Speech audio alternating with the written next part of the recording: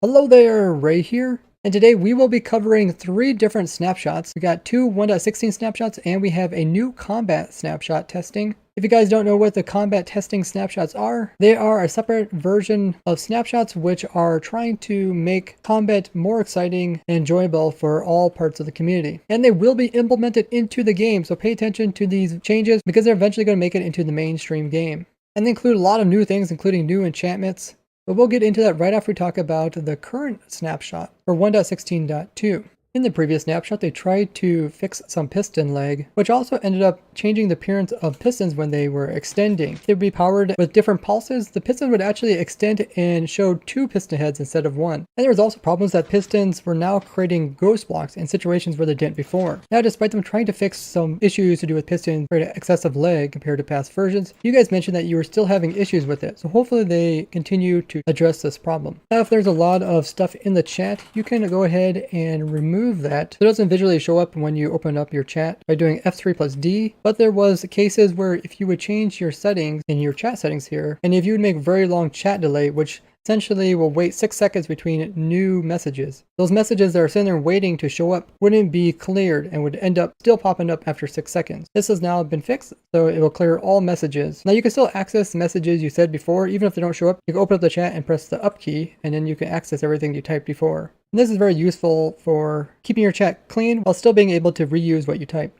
They fixed 2 problems to do with wolves or dogs, them being too dark when they went into water, being almost completely black. You can see they were kind of darker, and then as soon as they shake off, they turn a lighter color. And there was also a rendering problem with them when they were in direct sunlight. Both of these have been fixed. You guys often ask how I put water in the nether dimension. This is done by using commands. Understands they had the tag marker1, which kind of prevents them from getting destroyed or falling and stuff like that. For rendering themselves as well as their equipment too dark while they're inside a block. And you can see this has been fixed. They also fixed a problem with players updating their worlds and the position predicate was being spammed in the console. They also came out with 1.16.2 release candidate 1. This is the one that we're currently on. This is their new thing that they do before releasing the full release. So that means 1.16.2 will probably come out next week if they don't find any major bugs to do with the current version. Now in these candidates, they do come in and fix some bugs as well.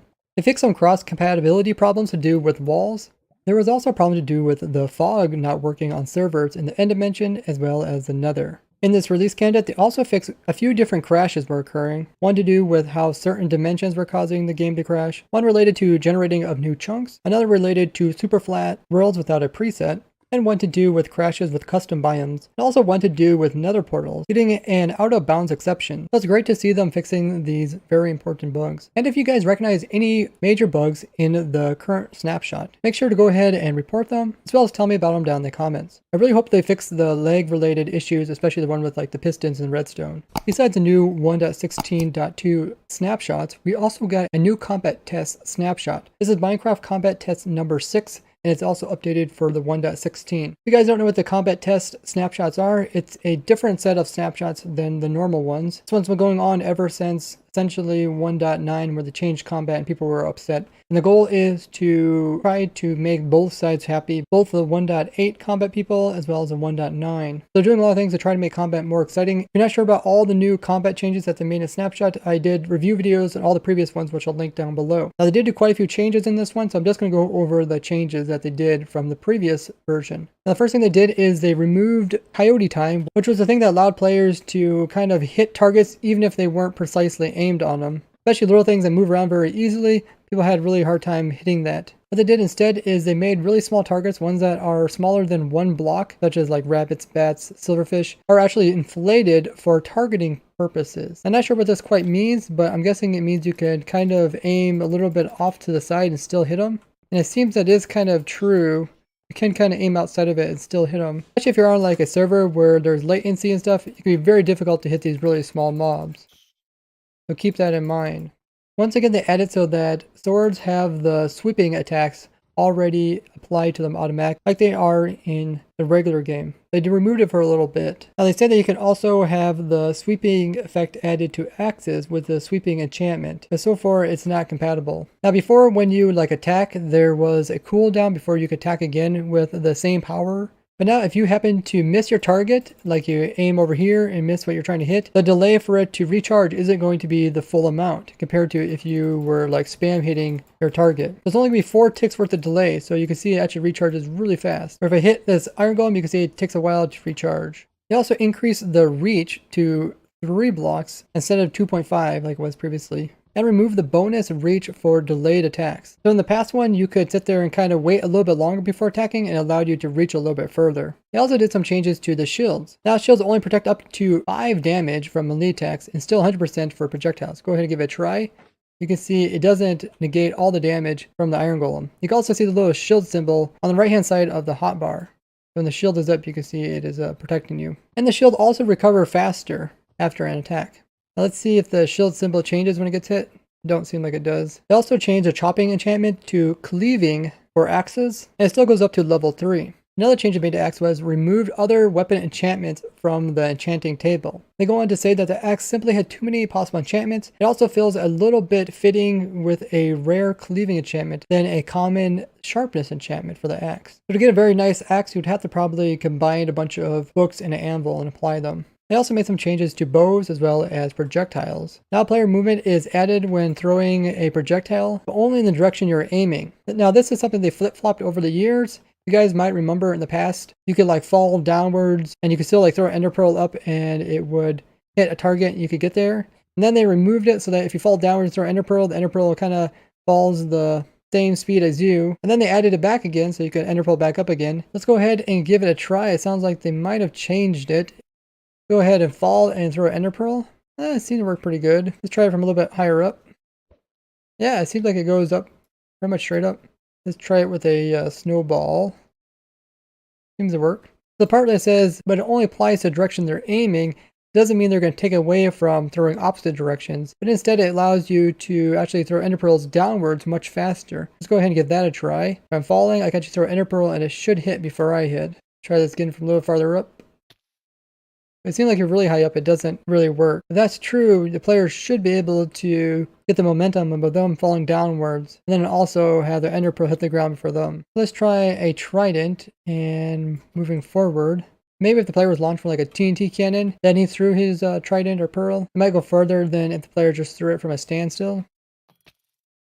Trident seems to kind of go faster going downwards. I think I hit the ground before I did. If you guys can tell any difference with this change, let me know in the comments. The other change that they did to bows and arrows is accuracy now slowly decreases the longer you pull the bow. Now this is pretty interesting because here's a little testing area for that. You put a bunch of targets out and shoot them. So your accuracy decreases the longer you hold your bow. And you can see how the bow is wobbling more up and down. Now before they had targets that were kind of far away. I think the zombies are farthest. Let's see how much of the bow... Oh my goodness. Did that really hit the creeper? That is horrible. Dude, I was like aiming over here and went way over to the creeper. Let's try that again and see how... Oh my... Wow. Look how far off that is. Yeah, so you don't want to hold your bow too long. Otherwise, you can get extremely off-centered. That's actually pretty cool.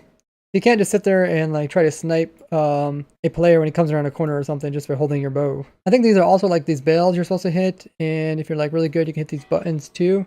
There, hit the button. So yeah, this is a good practice map. If you guys want to get this map, I think they still have it linked on the post, which I'll link in the description. You definitely don't want to hold your arrows too long. The main changes to food and hunger, they reverted the eating time to 32 ticks. Eating now interrupts if something hits you, which is really interesting. Let's give this a try and try to eat, and this guy hits me. You see he keeps interrupting me, so I can't eat.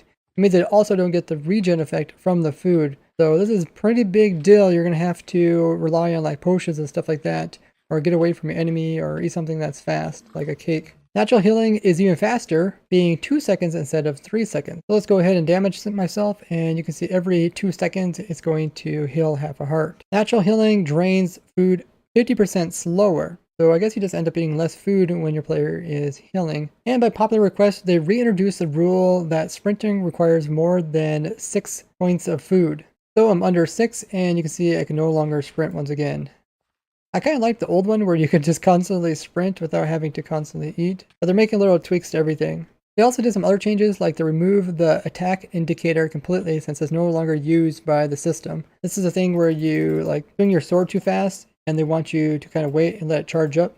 But now you can still swing your sword. And what they replaced it with was the shield indicator, which you can see there now. And even here in the options, it's called a shield indicator now. They fixed the knockback calculations as well. This is a big thing in player versus player.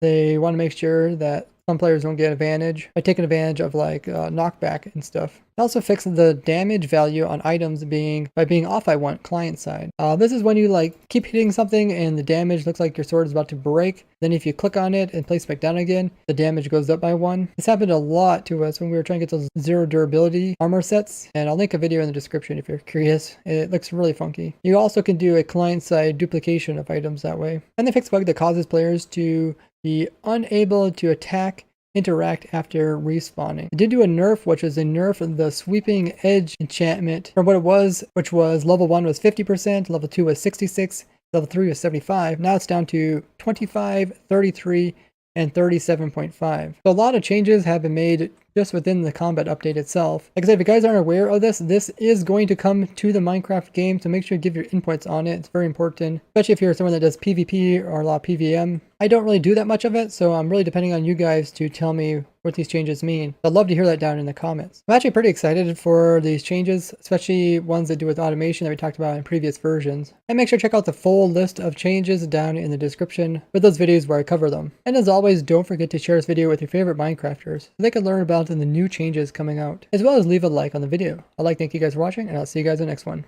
Bye bye!